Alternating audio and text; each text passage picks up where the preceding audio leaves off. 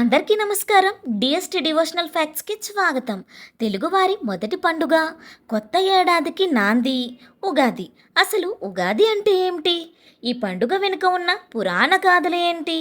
మనం తినే ఉగాది పచ్చడి వెనుక శ్రీకృష్ణ పరమాత్మ బోధించిన పరమార్థం ఏమిటో ఈరోజు ఈ వీడియోలో తెలుసుకుందాం. ఉగాది అంటే యుగ ప్లస్ ఆది, అంటే ఒక కొత్త యుగానికి, ఒక కాలచక్రానికి ఆరంభమని అర్థం. పురాణాల ప్రకారం బ్రహ్మదేవుడు ఈ చైత్రశుద్ధ పాడ్యమి నాడే ఈ సృష్టిని సృజించడం ప్రారంభించాడని బ్రహ్మపురాణం చెబుతుంది. అందుకే ఈరోజు మనం నూతన సంవత్సరంగా జరుపుకుంటాం.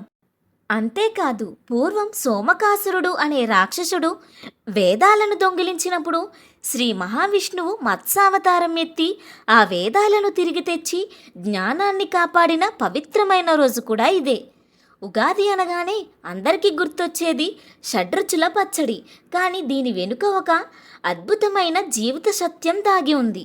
ఈ పచ్చడిలోని 6 రుచులు మన జీవితంలోని 6 భావాలకు ప్రతీకలు.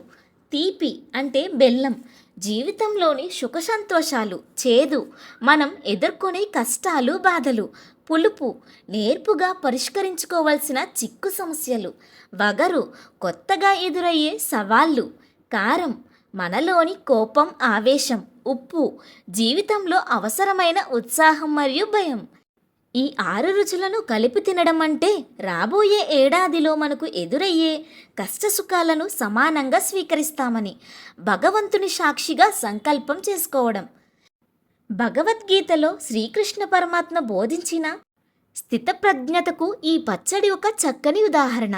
సుఖం వచ్చినప్పుడు పొంగిపోకుండా, కష్టం వచ్చినప్పుడు కృంగిపోకుండా ఉండడమే నిజమైన భక్తి అని కృష్ణుడు చెప్పాడు. మనం ఈ పచ్చడిని దేవునికి నైవేద్యంగా పెట్టి ప్రసాదంగా స్వీకరిస్తాం. అంటే, స్వామి, నా జీవితంలో ఏది ఎదురైనా అది నీ ప్రసాదంగా భావించి స్వీకరిస్తాను అని మన అహంకారాన్ని దైవానికి సమర్పించడమే దీని పరమార్థం.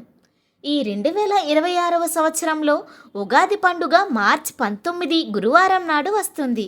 ఈ రోజుతో విశ్వావసునామ సంవత్సరం ముగిసి పరాభవ నామ సంవత్సరం ప్రారంభమవుతుంది.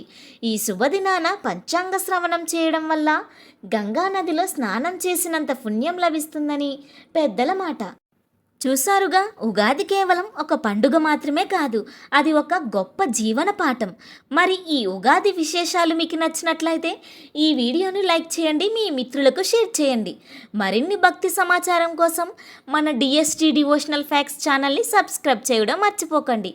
అందరికీ ఉగాది శుభాకాంక్షలు.